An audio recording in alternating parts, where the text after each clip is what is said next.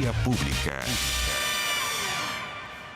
¿Cómo les va? Muy buenas noches, 23 horas en punto, lunes 5 de enero, primer Vía Pública de este 2026. Les damos la bienvenida aquí a Canal 24 Horas con este nuevo Vía Pública, el primero entonces de este año que recién comienza y que ha estado marcado en estos primeros días por la tensión que se está viviendo en estos momentos en Venezuela. Nicolás Maduro y su esposa Cilia Flores comparecieron este lunes ante un tribunal federal en Nueva York. El líder venezolano reivindicó su estatus de prisionero de guerra, según dijo, y se declaró inocente. Ambos acusados se presentaron ante el juez para la audiencia inicial de su caso, en el que enfrentan 4 cargos relacionados con el narcotráfico. En la instancia, Maduro se mostró inquieto, ocasionalmente juntaba las manos también ahí en un gesto de rezo.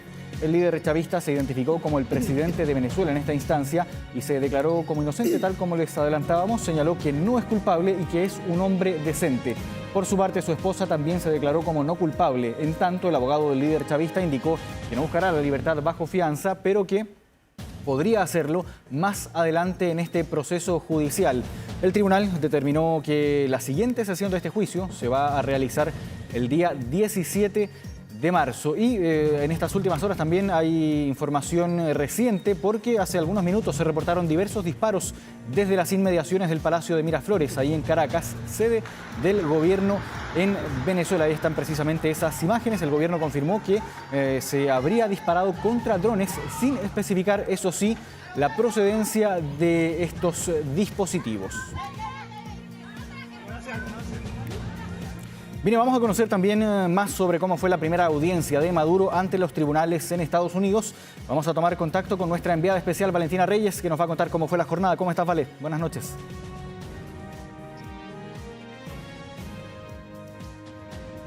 ¿Cómo están? Muy buenas noches. Nuevamente los saludamos desde Nueva York. Una jornada en donde estuvimos principalmente en el Palacio del Tribunal del Distrito Sur de Nueva York, porque ahí se desarrolló la audiencia de lectura de cargos contra Nicolás Maduro y Cilia Flores. Pero ya a esta hora estamos nuevamente en el Centro Metropolitano de Detención en Brooklyn, a una media hora de este Palacio del Tribunal del Distrito Sur. ¿Por qué nos trasladamos acá? Porque acá está Nicolás Maduro y Cilia Flores, pasando su tercera noche detenidos. Eso sí, luego de lo que fue esta jornada en la que por primera vez Maduro y Flores estuvieron frente a la justicia norteamericana. Lo decía The New York Times, esta podríamos calificarla como una audiencia de rutina en un proceso judicial, pero por supuesto revestía una importancia y un hito al ver a Maduro ante los tribunales. En el exterior de este palacio, durante la mañana se dieron manifestaciones a favor y en contra de lo que estaba ocurriendo. Muchos venezolanos a favor de un Nicolás Maduro detenido, señalando que esto es necesario para que haya una democracia en Venezuela, pero muchos también ciudadanos estadounidenses o de otras partes del mundo alertando que no querían una guerra en Venezuela y no querían estas acciones del presidente Donald Trump. Eso pasaba afuera, ese fue el contexto, hubo enfrentamientos verbales, hasta empujones en ese contexto. Tenemos algunas declaraciones de eso, hablamos también con los protagonistas de estos hitos, pero quería comentarles lo que fue también la jornada en cuanto a las imágenes, lo que vimos de Nicolás Maduro, porque no teníamos imágenes ni conocimiento de Nicolás Maduro desde lo que fueron las imágenes del sábado, cuando se lo ve llegar acá a la ciudad de Nueva York. Hoy, nuevamente, y desde este lugar, desde el Centro Metropolitano de Detención, fue trasladado hacia los tribunales, hacia donde les decíamos, y ahí, en ese instante, es donde pudimos ver a un Nicolás Maduro de un traje beige, lo mismo Cilia Flores, pero esposado, siendo trasladado en helicóptero, escoltado por personal de seguridad. El traslado fue rápido, nosotros estábamos en los tribunales, en el exterior, no lo pudimos ver, pero ya sabíamos que estaba ahí. Un helicóptero sobrevoló también el palacio y con eso nos indicaba, era un indicador de que Nicolás Maduro ya estaba ahí. Para hacerlo de manera temporal, eran las 8 de la mañana en Nueva York en el traslado, 10 de la mañana en Chile, para una audiencia que acá en Nueva York empezaba a las 12 del día y en Chile a las 14 horas. Fueron puntuales. Poco antes de la audiencia supimos de los abogados defensores de Nicolás Maduro y Cilia Flores. Luego sabíamos que la audiencia fue exactamente a las 12 del día. ¿Y qué pasa acá? En la audiencia no puede entrar ninguna cámara, ningún tipo de celular que grabe el registro. Por lo tanto, lo que ahí tenemos es las ilustraciones de lo que fue la jornada, de lo que fue la audiencia de solo 40 minutos, en donde Nicolás Maduro dijo: soy inocente, soy el presidente de Venezuela y fui secuestrado. Dentro de algunos de los momentos en que tuvo una intervención, se puso de pie, fue un momento muy intenso, así lo relataron por lo menos nuestros entrevistados que pudieron acceder a esta audiencia. Además, hubo dos salas, una presencial y otra en donde quienes entraron pudieron seguir la transmisión a través de cámaras y vivir este momento. Lo cierto y en lo formal es que se presentan los cargos, es que los abogados defensores alegan sobre la detención de Maduro, un punto importante. Y otro punto que se alegó es acerca del estado de salud y de una posible fractura de Cilia Flores. Ahora bien, ¿qué es lo que sigue? 17 de marzo será una nueva audiencia, pero nos explicaban quienes entienden de la justicia norteamericana que acá puede haber mucho intercambio de documentos, por ejemplo, frente a lo que van a ser los siguientes meses. Nosotros conversamos en extenso con Cristian Farías, él es abogado y periodista chileno, estuvo en esta audiencia, los invitamos a escuchar parte de esa entrevista.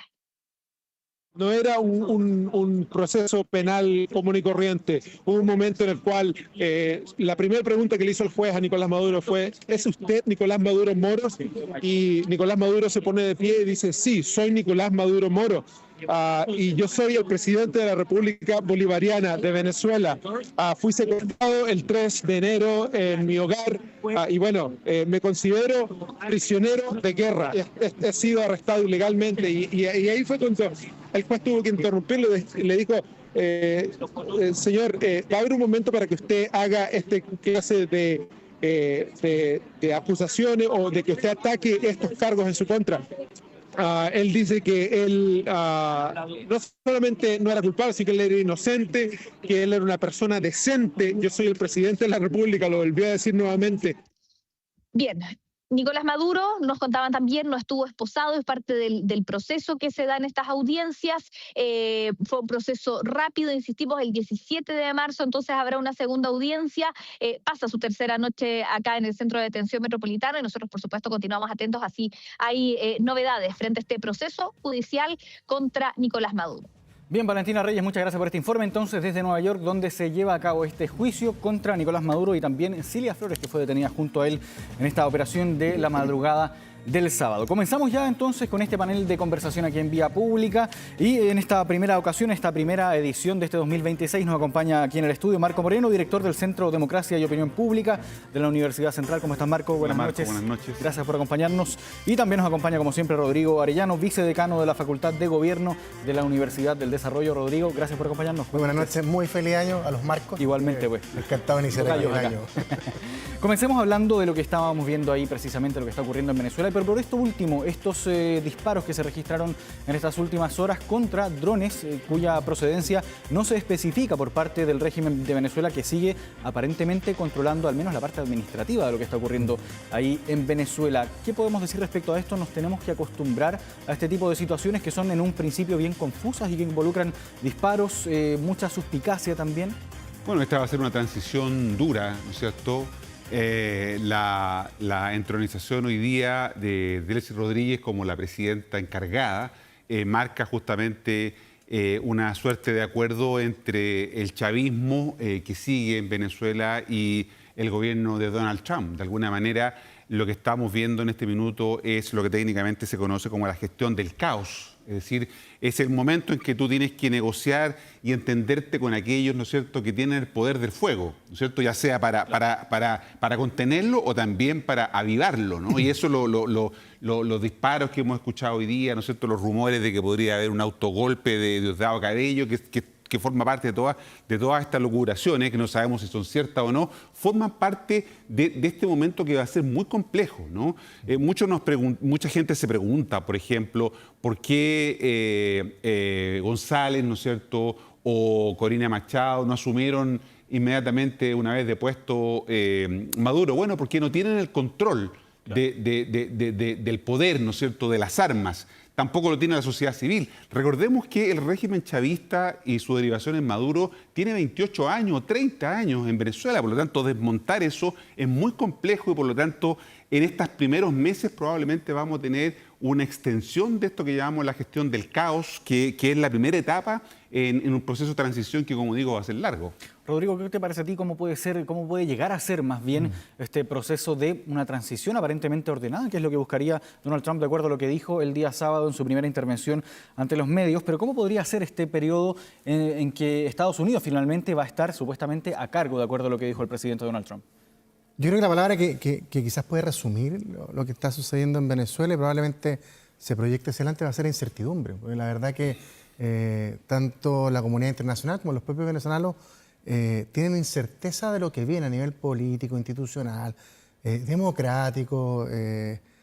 No se entiende bien esta figura, ni cómo va a desarrollarse este poder. De hecho, yo he podido reportar un poco y comentan que estos famosos drones pues incluso han sido fallas de drones que están protegiendo el Palacio Miraflores de Gobierno y que habrían fallado y que habrían disparado. O sea, hay mucha información que vamos a ver estos días de distintas miradas, a veces muy distintas, porque hay incerteza, porque efectivamente uno pensaba que la detención, la extracción de Nicolás Maduro podía de alguna otra forma entregar quizás un nuevo gobierno de Venezuela, pero lo que estamos viendo y lo que dice Marco es cierto. O sea, finalmente quienes van a estar a cargo de este proceso de transición, tengo entendido que bien supeditado a las instrucciones de Estados Unidos, van a ser parte central de quienes han sido parte del régimen chavista, es decir, personas de la ultra confianza del ex dictador Maduro. Entonces, esta incerteza yo creo que la vamos a ver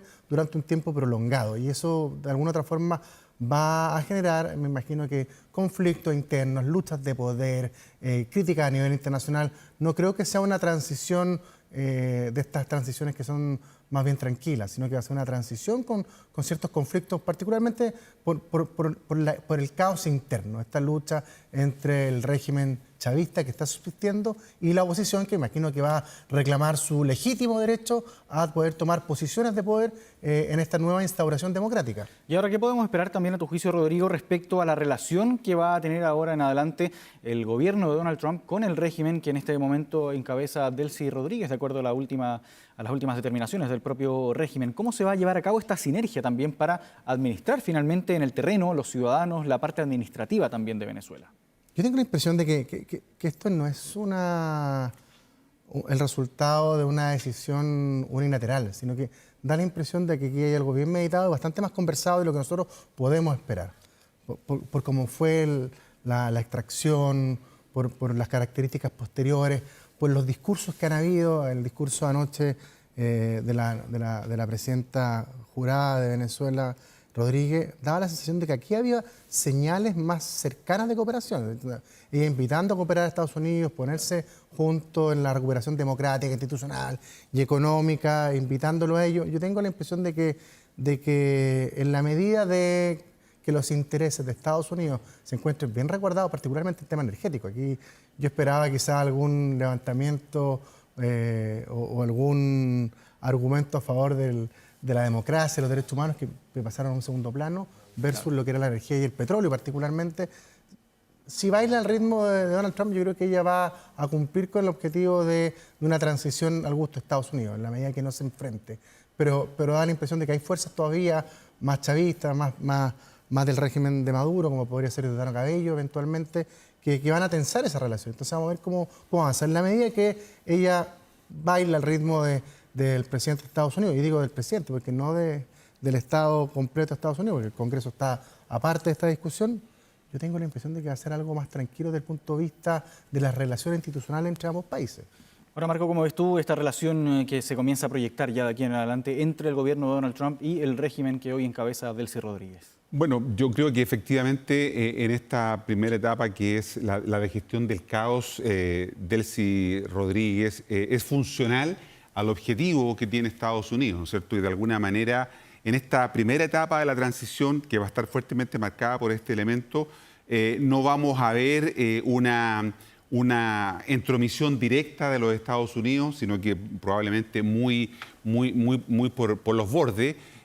Y seguramente en la segunda etapa de esta transición, que tiene que ver con cuando se produzca el reacomodo del poder, ¿no es cierto? Cuando empiezan a ingresar civiles, cuando empiezan a ingresar otros actores al gobierno. Ahí probablemente aparezca la figura de Edmundo González y de Corina Machado, pero digo, no en el corto plazo. Ahí, en ese segundo momento de la transición, probablemente también el rol de los Estados Unidos y del gobierno de Donald Trump puede ser también significativo. Hasta ahora, lo que estamos viendo, ¿no es cierto?, es un diseño clásico en donde lo que hemos visto es cómo las potencias, ¿no es cierto?, ocurre en Venezuela, pero ha ocurrido también en Ucrania, ha ocurrido, ¿no es cierto?, en Oriente Medio y en Asia, ¿no es cierto?, cuando intervienen, dejan un periodo, ¿no es cierto?, o un lapso de tiempo para que se vayan desenvolviendo y desarrollando los propios actores locales en cómo abordan la estructura.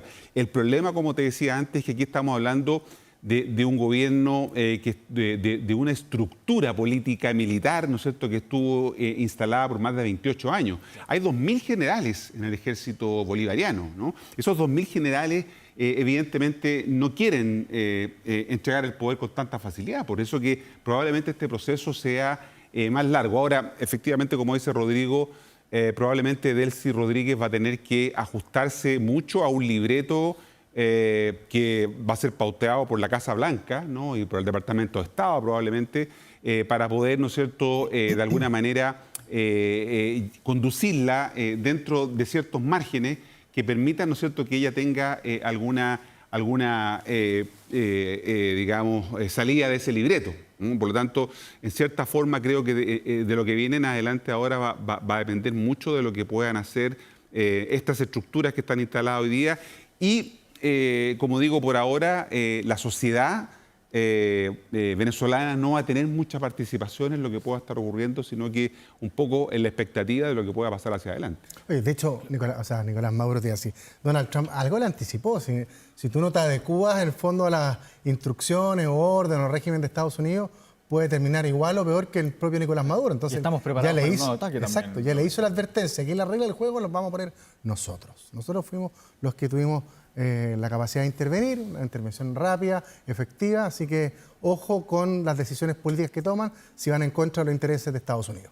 Claro. Ahora, ¿en qué posición quedan a su juicio las personas más fuertes dentro del régimen chavista? Hablamos por una parte de Delcy Rodríguez, pero por otra parte también Diosdado Cabello, que también tuvo un rol muy relevante bajo la administración de Nicolás Maduro, pero también quizás en menor medida Vladimir Padrino López, el ministro de Defensa también. ¿En qué posición quedan ellos también tras esta extracción de Nicolás Maduro y esta nueva etapa de Venezuela finalmente? No, yo creo que quedan bastante débiles, porque bueno, hay que ver también qué nivel de participación tuvieron ellos quizás en esta conversación. O sea, yo te digo que hay muchas cosas que todavía no tenemos la certeza de cómo pasó, por qué en tan poco tiempo, por qué hubo tan poca resistencia, el número de muertos, se habla de 32, otros dicen que 50, 60. O sea, hay mucho antecedente todavía desconocido que nos permite desarrollar quizás una hipótesis con respecto a lo que va a pasar. Pero la sensación es que siempre estas personas que han estado al torno al poder van a querer buscar el poder. Por lo tanto, yo creo que va a ser una relación bastante incómoda este triunvirato de personas que de alguna forma secundaron siempre a Nicolás Maduro en todos los crímenes y atrocidades que cometió su dictadura. Por lo tanto, salvo que tengan certeza o constancia de que cualquier irrupción o salida de libreto pueda costarles también una suerte parecida a la del propio Nicolás Maduro. Diosdado Cabello también tiene una orden de detención. Hay circunstancias que podrían llevarlo también a un tribunal similar como el que está Nicolás Maduro hoy en día. Por lo tanto, estos conflictos van a depender mucho, yo insisto, en el desarrollo de los próximos acontecimientos y en cómo también la oposición de Venezuela se va a ir articulando de a poco. ¿Sí? Hoy en día hay una lenta calma, una observancia con lo que está sucediendo, pero en algún minuto me parece que con bastante derecho legítimo van a querer también recuperar lo que ganaron en la urna hace un poquito más de un año atrás. Entonces, eso también va a condicionar la relación entre ustedes de cómo resguardan el poder entre ellos. Entonces, todavía creo que nos queda un poquito de antecedentes previos y ver cómo se desarrolla esta relación de poder entre aquellas personas que fueron los secuaces de Nicolás Maduro. Sigamos con eso, con la oposición venezolana finalmente, quienes participaron en la elección del año pasado, del mes de julio.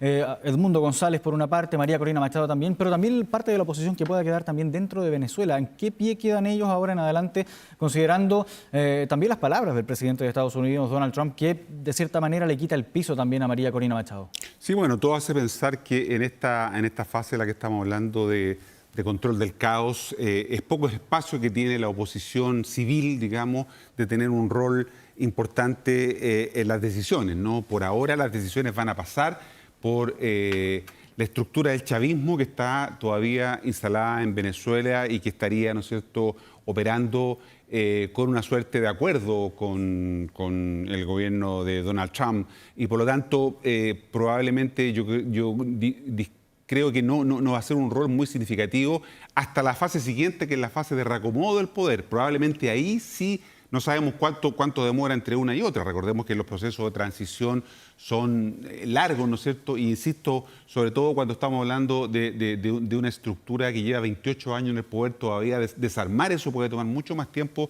de lo que se quisiera. Por lo tanto, por ahora, estos actores no van a ser muy relevantes, salvo la legitimidad que podrían darle, ¿no es cierto?, tanto Edmundo González como María Corina Machado, de no ser un obstáculo en este proceso. Ellos saben que no es el momento para ellos, ¿no?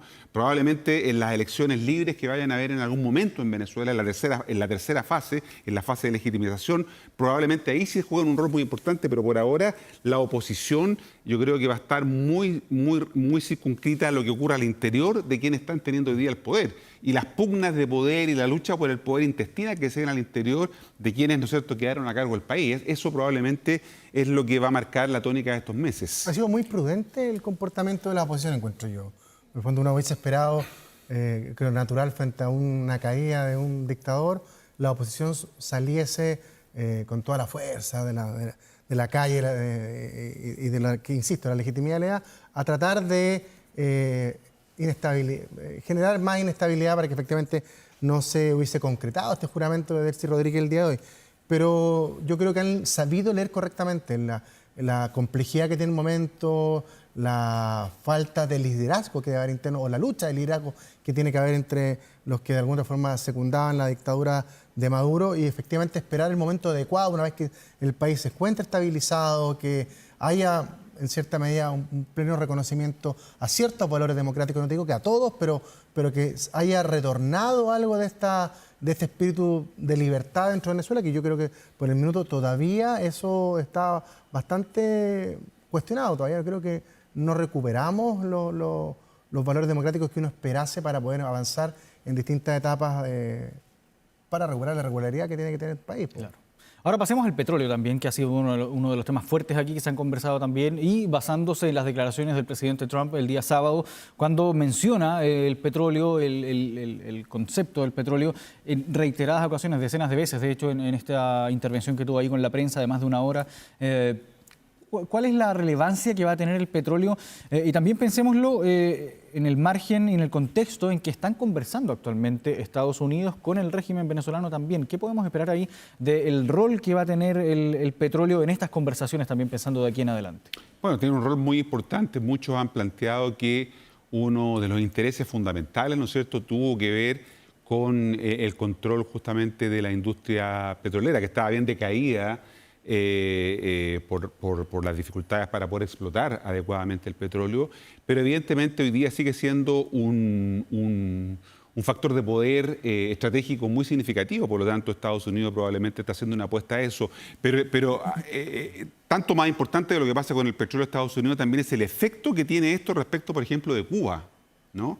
Porque hasta hoy día Cuba, ¿no es cierto?, era quien más se beneficiaba de un precio del petróleo muy conveniente para ellos, ¿no?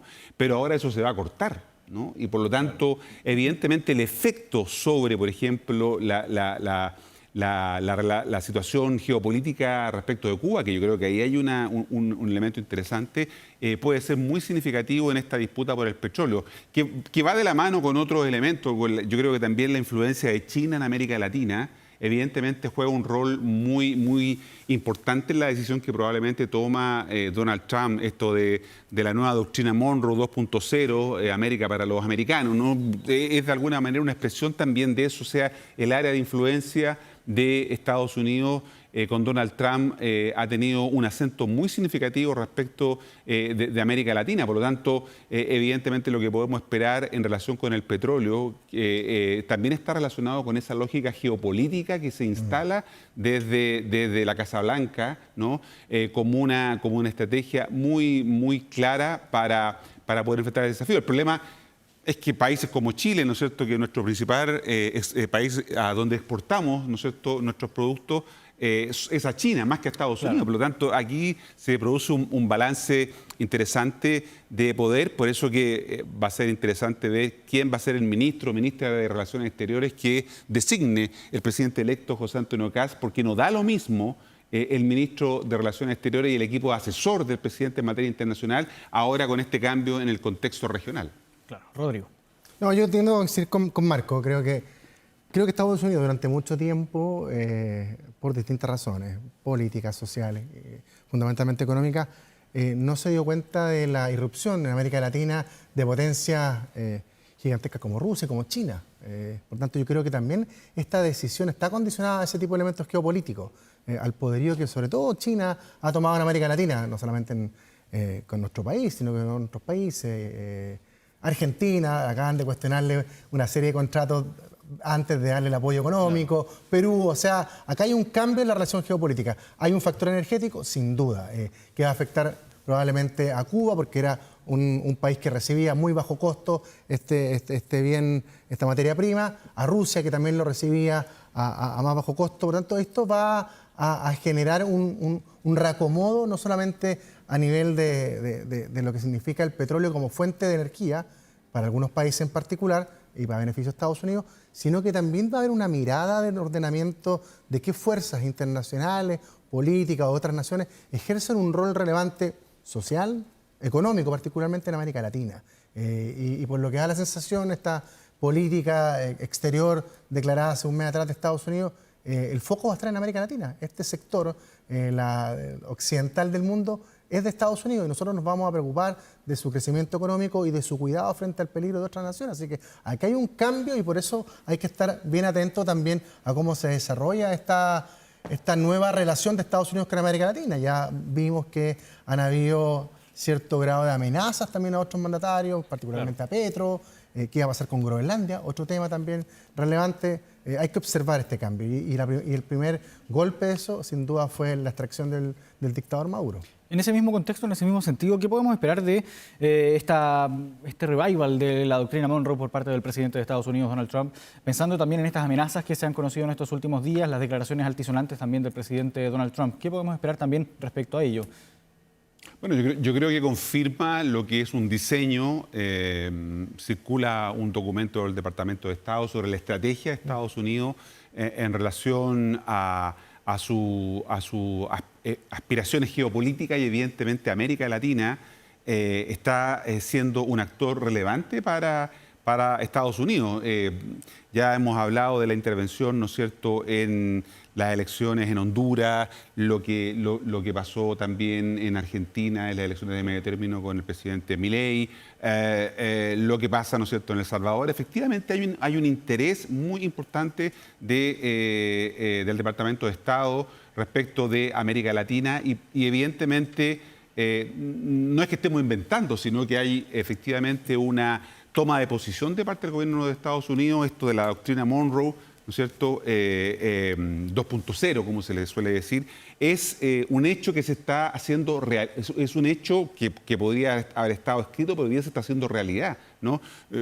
Lo decía Rodrigo, lo que pueda pasar con Colombia, también con el presidente Petro, o lo que pueda pasar, ¿no es cierto?, en otros países de la región, es un factor que está expresando la decisión de Estados Unidos de volver a tener una relación, ¿no es cierto?, mucho más consistente, mucho más profunda en relación a América Latina. Ahora, esto tiene que ver, ¿no es cierto?, con un sistema internacional además que es anárquico, que no tiene un orden. Vemos qué es lo que pasa con Estados Unidos y América Latina, pero qué es lo que pasa con Rusia y Europa, o qué es lo que pasa con China y Asia. Entonces, de alguna manera, estamos volviendo, dicen algunos, a una lógica más bien en la línea del colonialismo del siglo XIX, ¿no? Entonces, es bien interesante esto porque el sistema internacional realmente está demostrando que es difícil tener control y más bien opera como una anarquía, más que como un espacio de orden como nosotros pensábamos. ¿Y qué les parece también en este sentido la respuesta por parte de Chile ante esta situación y la posterior declaración conjunta también junto a otros países también respecto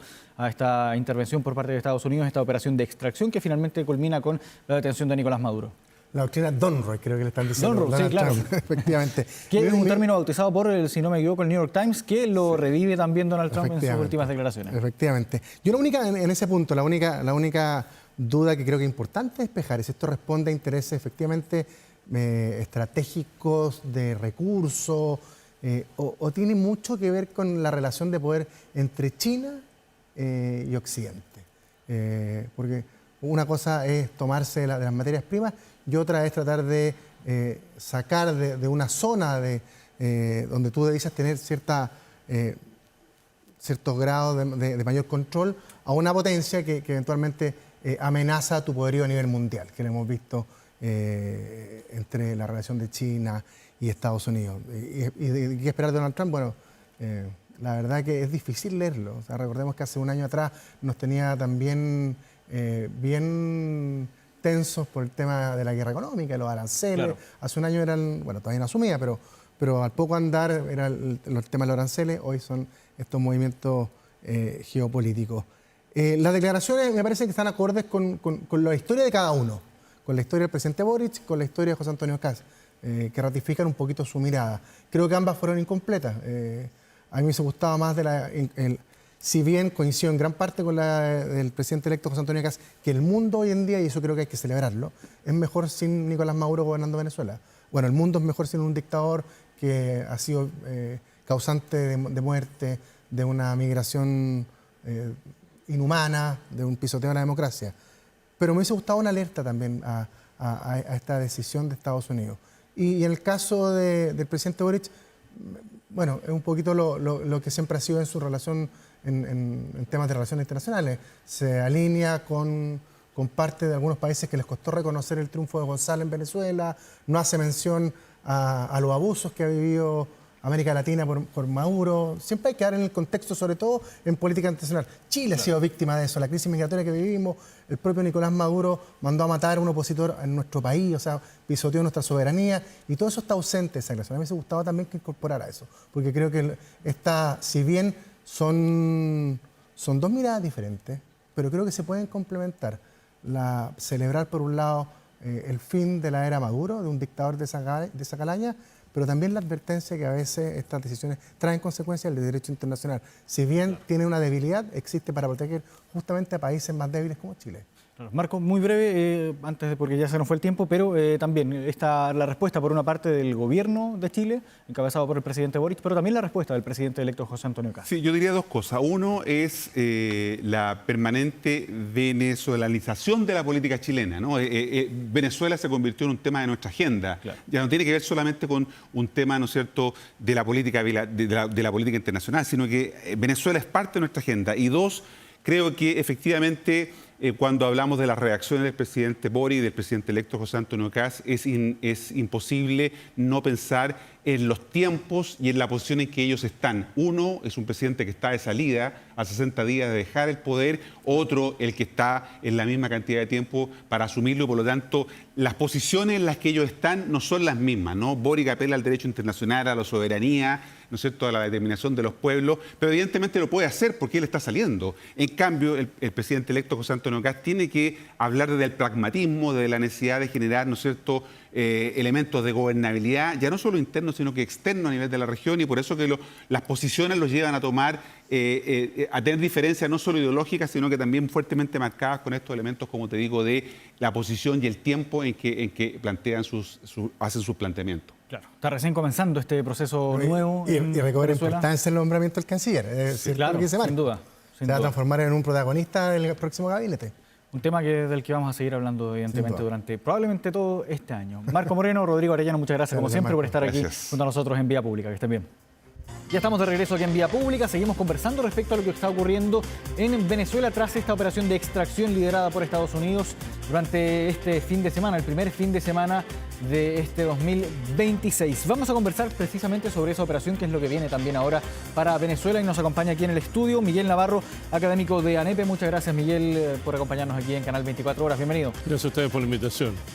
Comencemos por esta operación misma que causó harto impacto. Se ejecutó durante la madrugada, se reportaron primero disparos y después todo lo que ya fuimos conociendo a través de la prensa, que muy temprano en esa madrugada o muy tarde, dependiendo del punto de vista de donde se mire, comenzaba a tomarse la atención de todos los medios. Una operación muy precisa que fue destacada también por el presidente de Estados Unidos, Donald Trump. Pero ¿qué nos puedes decir, Miguel, respecto a esta operación que fue muy precisa?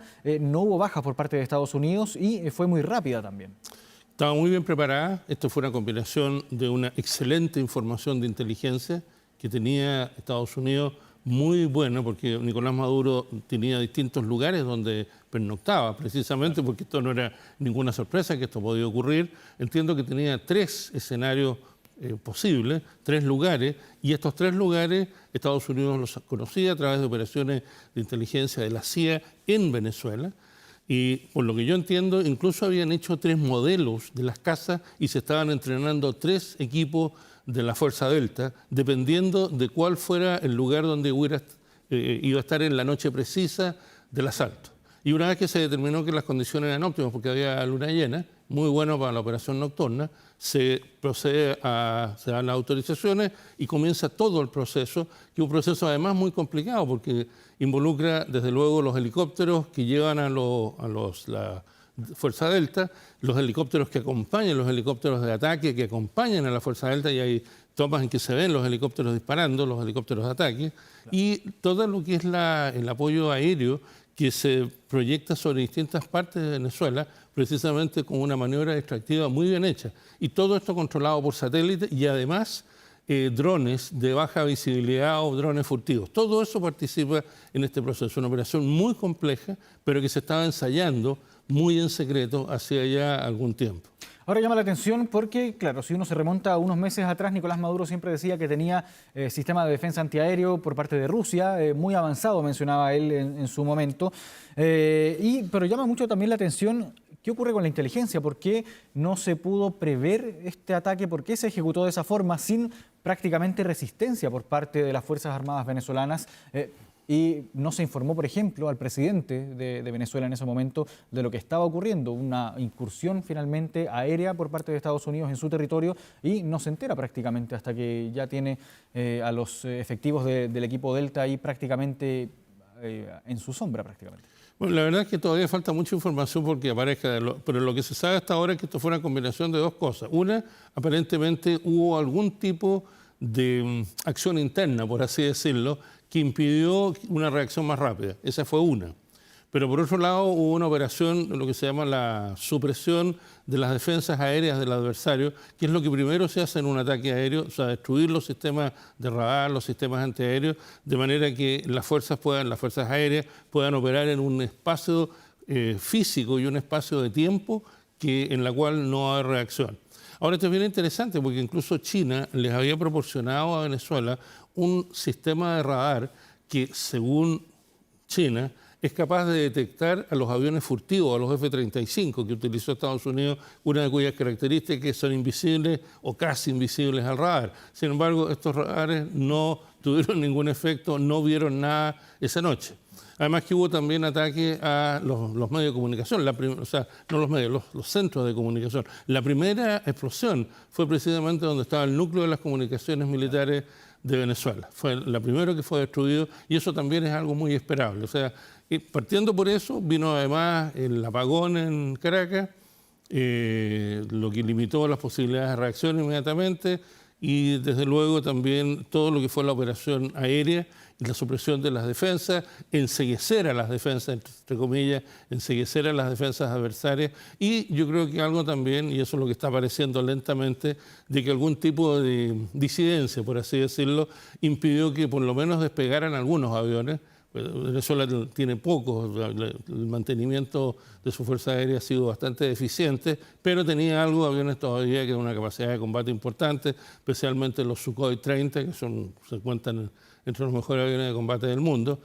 Originalmente tenía 30, pero la disponibilidad que podían haber tenido el fin de semana es probablemente muy baja, pero eso no despegaron. Entonces ahí también todavía falta mucha información, pero lo que se sabe hasta ahora es más o menos lo que ha escrito esta combinación de elementos aéreos, terrestres, helicópteros, espacio, drones, furtivos y una comunicación segura. Claro, que permite finalmente esta operación de alta precisión. Ahora, ¿qué podemos decir también respecto a la participación por parte de militares cubanos en las Fuerzas Armadas de Venezuela, en la defensa también del presidente, la escolta del presidente Nicolás Maduro? Hay que recordar que se conoció que aproximadamente 32 militares cubanos habrían fallecido también en estos enfrentamientos con las tropas, con el equipo Delta de Estados Unidos. 32 es la cantidad que comunicó oficialmente el gobierno cubano. La verdad es que eso es bien interesante porque, primero que nada, Cuba siempre había sostenido que no tenía agentes militares, digamos, que habían apoyo médico, en fin, de otras categorías, pero no que tenía un apoyo militar. Sin embargo, ahora se descubre de esta manera que el anillo de seguridad directo de Nicolás Maduro estaba formado por agentes cubanos. Eso, pues, uno habla de la desconfianza que mismo Maduro tenía de su propia gente, porque de lo contrario, ¿para qué? Y un poco también de la confianza en el profesionalismo técnico de los agentes cubanos. Pero lo importante es que es el hecho que con esto se descubre algo que Cuba siempre había negado. Cuba siempre había dicho, lo cual era cierto por lo demás, que había todo un apoyo médico, estaba enviando médicos, en fin, y los había retirado. Además, unos días antes los había retirado precisamente por el riesgo de que hubiera una invasión. Estaba claro, y eso, como lo había dicho, sin embargo, ahora se descubre de esta manera, diríase, trágica, digamos, que efectivamente constituían el anillo de seguridad más directo de Nicolás Maduro. Y esto fracasó. Claro, ahora Cuba también debió haber tenido un alto interés en la protección de Nicolás Maduro para proporcionar sus efectivos, sus fuerzas militares para protegerlo finalmente a él en su anillo más próximo de seguridad, ¿no? No solamente la protección de la persona de Nicolás Maduro, sino que la protección del sistema político, claro. Porque es bien sabido que el SEBIN, el Servicio Bolivariano de Inteligencia Militar, está... digamos, tiene una gran dotación de personal cubano. Eso es algo que se conoce. Por supuesto, nunca ha sido aceptado ni por el gobierno venezolano ni por el gobierno cubano. Pero estas son las cosas que son ampliamente conocidas. Y efectivamente, o sea, no solamente la persona, no era solamente la persona de Nicolás Maduro, sino que la protección del sistema político. Y Cuba tiene un particular interés, todo el tema del petróleo. El petróleo venezolano a precios subvencionados, a precios políticos, digamos, es lo que está manteniendo un poco la viabilidad de Cuba. Claro. Entonces tenía un particular interés, era un aliado que del cual no podía prescindir. Ya Rusia es una entidad lejana, China tampoco es un apoyo tan directo, pero Venezuela sí lo es todavía. Claro. Ahora si nos vamos ahora mismo a las calles de Venezuela, podríamos decir que hace algunas horas se registraron momentos de tensión, se registraron disparos. El propio gobierno de Venezuela admitió que se habían realizado disparos y que habrían sido contra drones, sin especificar su procedencia, la procedencia de estas aeronaves no tripuladas. ¿Debemos acostumbrarnos a que ocurra este tipo de situaciones en Venezuela tras esta incursión por parte de Estados Unidos del fin de semana? Sí, yo creo que eso va a ser algo bastante regular. En parte puede que sea cierto o puede que sea sencillamente lo que en la jerga norteamericana o en la jerga sajona se llama trigger happy, o sea que está con la mano en el gatillo, está muy nervioso, gente nerviosa que ve cualquier cosa y dispara. Pero eso puede ser, todo este proceso de transición va a ser un proceso complejo en el cual las Fuerzas Armadas van a ser absolutamente fundamentales y en esta lógica es natural que haya algún tipo de nerviosismo, por ponerlo de alguna manera, y es algo que seguramente va a seguir ocurriendo, probablemente disparos, quizás explosiones. Estos son procesos un poco anárquicos, un proceso desordenado, un proceso caótico, y mientras esto no se controle bien, en Venezuela hay que tener en consideración que hay varias Fuerzas Armadas, hay mucha gente armada. Están las Fuerzas Armadas Bolivarianas, que es más o menos una fuerza convencional, están la milicia chavista, que es una fuerza civil, los colectivos chavistas que andan en motocicletas son civiles, que andan armados. O sea, hay mucha gente armada, muchas armas se distribuyeron durante este periodo de preguerra, por así decirlo, este periodo de alerta que duró varios meses, muchas armas se distribuyeron, entonces hay mucha gente armada y en un escenario así, uno va a ser muy difícil recuperar esas armas, probablemente imposible, para cualquier gobierno va a ser imposible. Y en segundo lugar, inevitablemente esa proliferación de armas, sobre todo armas livianas, va a generar algún nivel de caos, algún nivel de violencia incontrolada, de violencia espontánea, en fin. Eso sí es algo que hay que estar acostumbrado. ¿Qué nivel va a tener? No se sabe. De hecho, estuvieron volando hoy día, claro, estuvieron volando aviones venezolanos sobre algunas ciudades, los que no despegaron en el momento que debieron haberlo hecho, pero que sobrevivieron a los ataques, estuvieron volando un poco para reasegurarle a la población de que efectivamente la capacidad teórica se mantiene.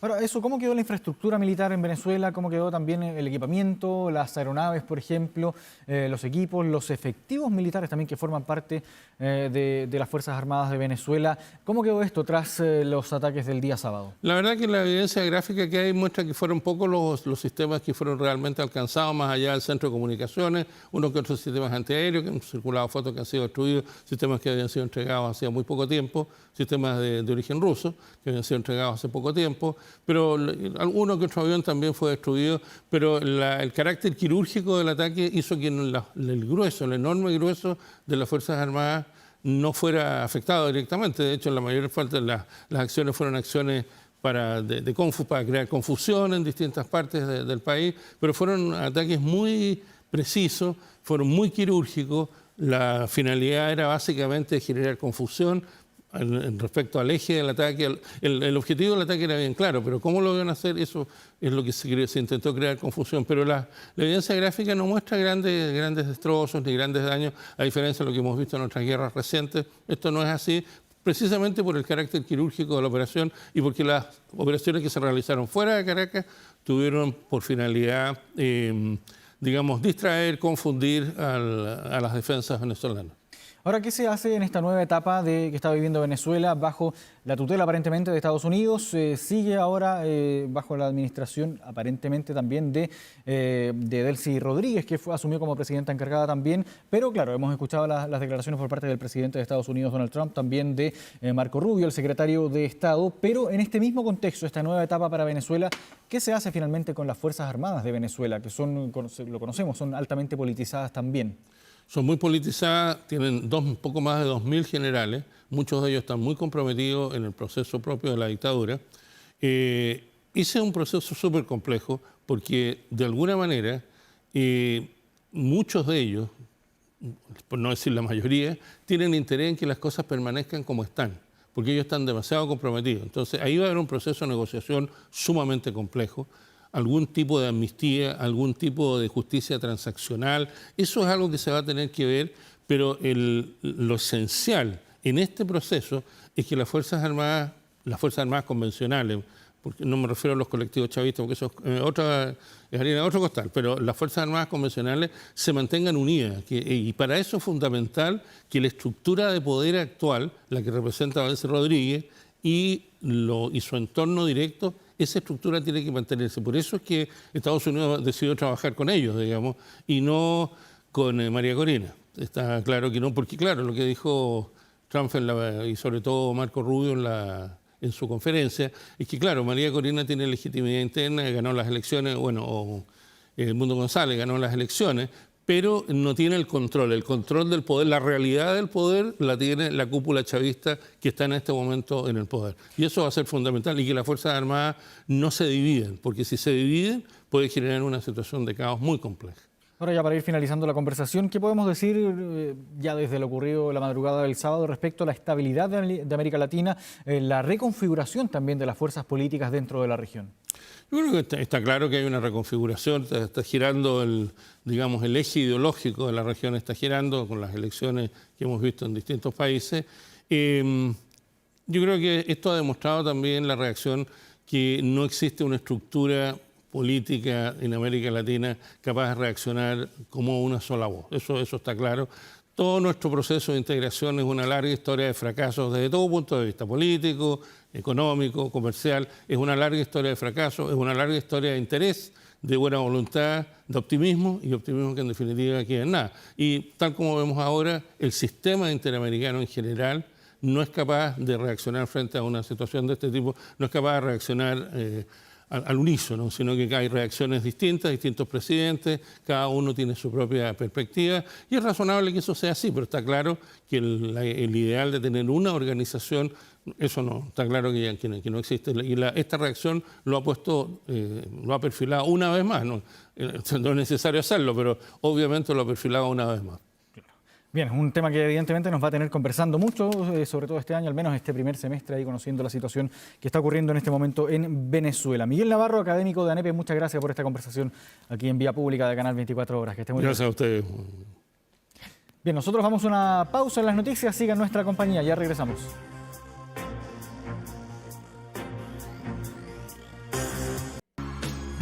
(23:55), estamos de regreso aquí en Vía Pública, como siempre en las pantallas de Canal 24 Horas, y vamos a revisar de inmediato nuestro portal de noticias www.24horas.cl con esta relevante información. Mucha atención si es que usted ya está pensionado, si es que está próximo a pensionarse también, porque usted puede revisar aquí si es que le corresponden, los beneficios por años cotizados y compensación por expectativa de vida. Esto, recordemos, porque a partir de este mes de enero de 2026 comienza a regir estos dos beneficios que fueron tramitados ahí en la reforma de pensiones que se aprobó el año pasado. ¿Quiere revisar entonces si es que a usted le corresponde este beneficio?